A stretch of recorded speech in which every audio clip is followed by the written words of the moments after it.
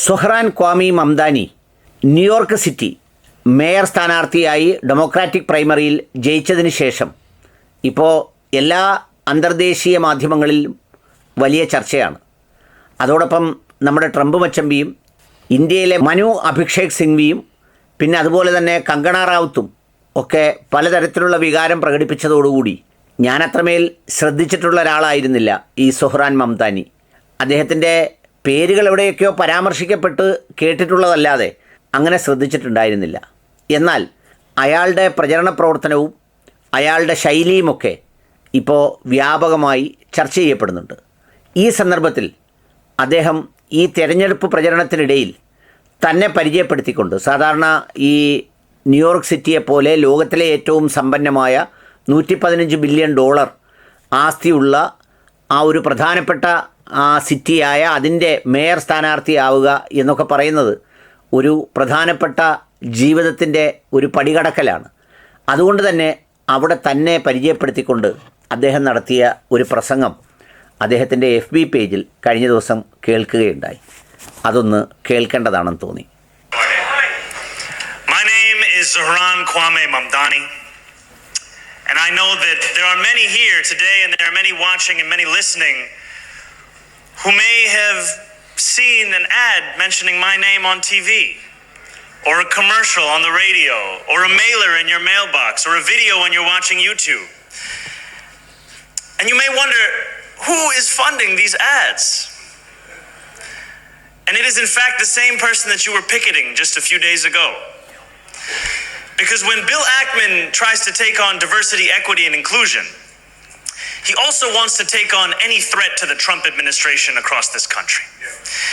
And so just a few days ago, he spent another $250,000 on those same ads that you are seeing and you are hearing and you are reading. And so to quote the words of a famous New Yorker, allow me to reintroduce myself. ഒരു ന്യൂയോർക്കറായ ആൾ എന്നെ ഞാനൊന്ന് reintroduce ചെയ്യാൻ അനുവദിക്കണമെന്നും ഈ നിങ്ങൾ കഴിഞ്ഞ കുറേ ദിവസങ്ങളിലായി കേൾക്കുകയും അറിയുകയും മെയിൽ ബോക്സിലേക്ക് വരികയും ഒക്കെ ചെയ്യുന്ന ഒരാളിൻ്റെ ആ പ്രചരണ വാചകങ്ങൾക്ക് $250 മില്യൺ ചിലവഴിച്ച് ചെയ്യുമ്പോൾ ഒരു ന്യൂയോർക്കർക്ക് എന്നെ ആരാണ് എന്ന് ഒന്ന് കേൾക്കേണ്ടത് ആവശ്യമാണ് എന്ന് പറഞ്ഞാണ് അദ്ദേഹത്തെ പരിചയപ്പെടുത്തുന്നത്. In Kampala, Uganda, in East Africa. I was given my middle name Kwame by my father, who named me after the first prime minister of Ghana. And decades ago, in Uganda, we won our independence from the British in 1962. We can clap for that. And when we did, the United States government gave the Ugandan government 23 scholarships as a gift for independence. And my father won one of those scholarships.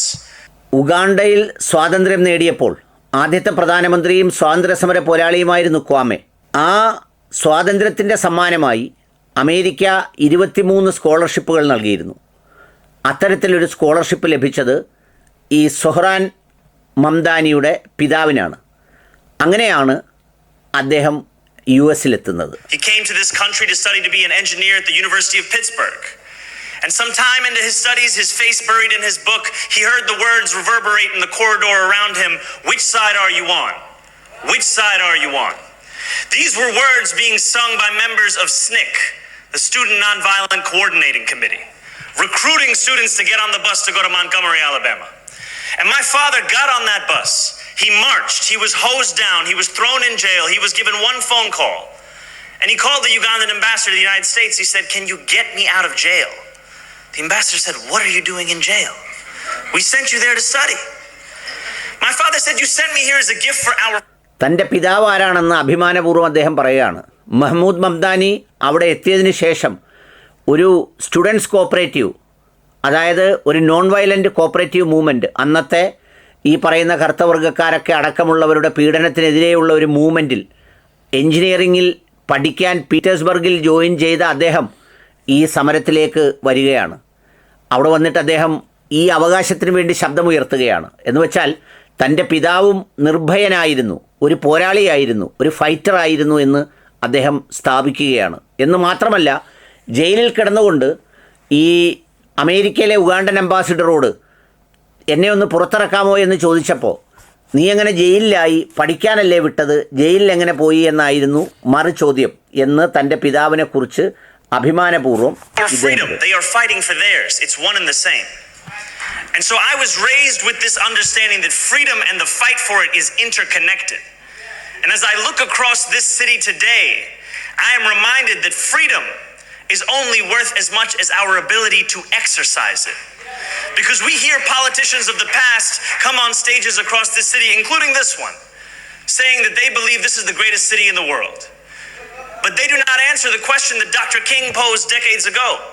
ആ സ്വാതന്ത്ര്യത്തിന് വേണ്ടി തൻ്റെ പിതാവ് നടത്തിയ പോരാട്ടം, ആ സ്വാതന്ത്ര്യത്തിൻ്റെ വില, ഇന്നും ന്യൂയോർക്ക് സിറ്റിയിലെ ജനങ്ങൾ അനുഭവിക്കുന്ന ആ സ്വാതന്ത്ര്യത്തിൻ്റെ മധുരം, അത് ഒരു തലമുറകളുടെ പോരാട്ടമായി മനോഹരമായി പറയുകയാണ്. Good is having the right to sit at a lunch counter if you can't afford to buy a hamburger. What good is being the greatest city in the world if New Yorkers can't afford to live here? What good is it if our own people cannot afford their rent, their childcare, their groceries, even $2.90 for their Metro card? ഈ freedom ഉണ്ടെന്ന് പറയുന്ന New York സിറ്റിയിൽ അവർക്ക് ഇഷ്ടപ്പെടുന്ന ഒരു ഭക്ഷണം കഴിക്കാനുള്ള അവസരം എത്ര പേർക്കുണ്ട്? അവർക്ക് താമസിക്കാൻ കഴിയുന്ന വാടകയ്ക്ക് ഒരു വീട് ലഭിക്കുന്ന സംവിധാനം എത്ര പേർക്കുണ്ട്?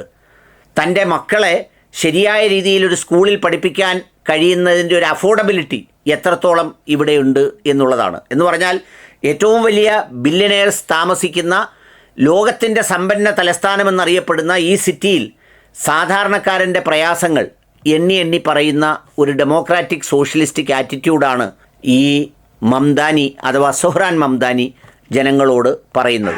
What good is that but making a museum of what once was in the city that we love? And so I stand here before you as an assembly member running for mayor with a very simple message.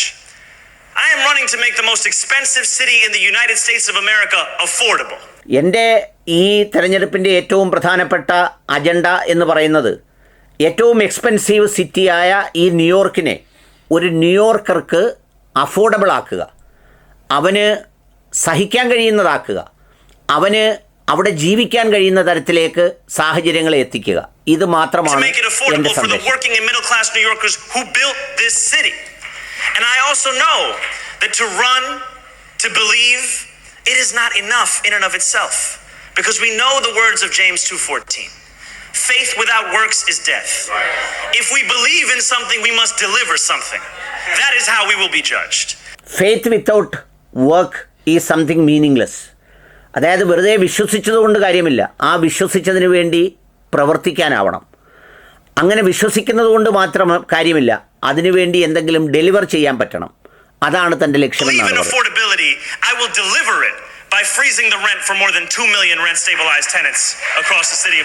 അതുകൊണ്ട് തന്നെ ഞാൻ ഈ New York സിറ്റിയിലെ rent 2 million എന്ന് പറയുന്ന കണക്കിൽ freeze ചെയ്യും. അതിൻ്റെ മുകളിലേക്ക് അത് ഉയർത്താൻ ആരെയും അനുവദിക്കില്ല. I will deliver it by making the slowest buses in the country fast and free. When I believe in affordability, I will deliver it by finally bringing universal child care to each and every New Yorker across this city. But I know that there are many who say that when you stand for what you believe in, you lose your ability to win. And I actually think of the words that Reverend Sharpton shared when he was running for president. He shared, there are those in the Democratic Party who have driven the party further and further to the right in the name of a winning strategy. And it seems that it is their presumption that the only way to be electable is that progressive forces and people of color must voluntarily turn into invisible people.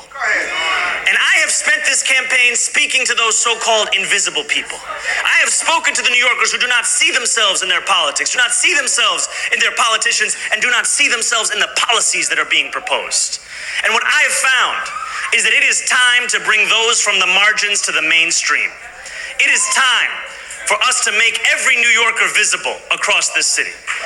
But when we stand up and do so, we will face the wrath of all the money in the world. And so right now you will see more than $20 million being spent against me, $20 million being trying to redefine me. But let me tell you who I am. I am a man who believes in the possibility of this city. I am one who believes that we must win a new city. A city for each and every New Yorker, one they can afford, one they can do more than just struggle. And to do that, we have to leave behind the old city and the old politicians and the old ways that gave us the struggle that we're living in today. So it is my hope to not only earn your consideration, to not only earn your vote, but to earn your partnership. Because what I want to do is lead this city alongside each and every one of you. And it would be a dream if you gave me that opportunity on Tuesday, June 24th. ഇത്തരം കാര്യങ്ങൾ പറയുമ്പോൾ പലരും ഉപദേശിക്കും, വിജയിക്കാൻ ഇതൊന്നും സാധ്യമാകില്ല. വിജയിക്കണമെങ്കിൽ ഡെമോക്രാറ്റുകൾ വലതുപക്ഷത്തേക്ക് നീങ്ങണം, വിസിബിളായ ബില്യനേഴ്സിൻ്റെ താല്പര്യങ്ങൾ സംരക്ഷിക്കണം. പക്ഷേ ഞാൻ ഇൻവിസിബിളായ ന്യൂയോർക്കറോടൊപ്പം നിൽക്കാനാണ് എനിക്കിഷ്ടം. ആ ഇൻവിസിബിളായ ന്യൂയോർക്കേഴ്സിനെ വിസിബിളാക്കാനും അവരെ മാർജിനലൈസേഷനിൽ നിന്ന് മെയിൻ സ്ട്രീമിലേക്ക് കൊണ്ടുവരാനുമാണ് ഞാൻ ശ്രമിക്കുന്നത്. അങ്ങനെ ആക്കി തീർക്കാൻ കഴിഞ്ഞെങ്കിൽ മാത്രമേ ഈ ന്യൂയോർക്കർക്ക്, ന്യൂയോർക്ക് എന്ന് പറയുന്ന ഈ സിറ്റി, ഇത് ബിൽഡ് ചെയ്യുന്നതിന് വേണ്ടി ഏറ്റവും കൂടുതൽ പണിയെടുത്ത മിഡിൽ ക്ലാസ്സോ ലോവർ ക്ലാസ്സോ ആയിട്ടുള്ള ന്യൂയോർക്കർ, അവരെ മുഖ്യധാരയിലേക്ക് കൊണ്ടുവരുന്നതിന് വേണ്ടിയാണ് ഈ ശ്രമങ്ങളൊക്കെ നടത്തുന്നത്. അതൊരു വിന്നിങ് കോമ്പിനേഷൻ അല്ലെന്ന് പറയും, പക്ഷേ ഞാൻ ഈ ഇൻവിസിബിൾ ന്യൂയോർക്കറിൽ വിശ്വസിക്കുന്നു. അവരാണ് ഇതിന് ഉത്തരം നൽകേണ്ടത് എന്ന് പറഞ്ഞിട്ടാണ് ഈ പറയുന്നത്.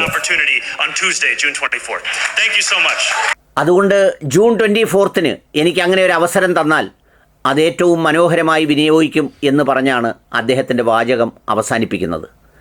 ഏതായാലും ഈ വാക്കുകൾക്കാണ് ന്യൂയോർക്കർ പിന്തുണ പ്രഖ്യാപിച്ചതും ഡെമോക്രാറ്റിക് പ്രൈമറിയിൽ അദ്ദേഹം മേയർ കാൻഡിഡേറ്റായി ഉയർന്നു വന്നതും, അതും ലോകത്തിലെ ഏറ്റവും സമ്പന്നമായ ന്യൂയോർക്ക് സിറ്റിയുടെ മേയർ സ്ഥാനാർത്ഥിയായി.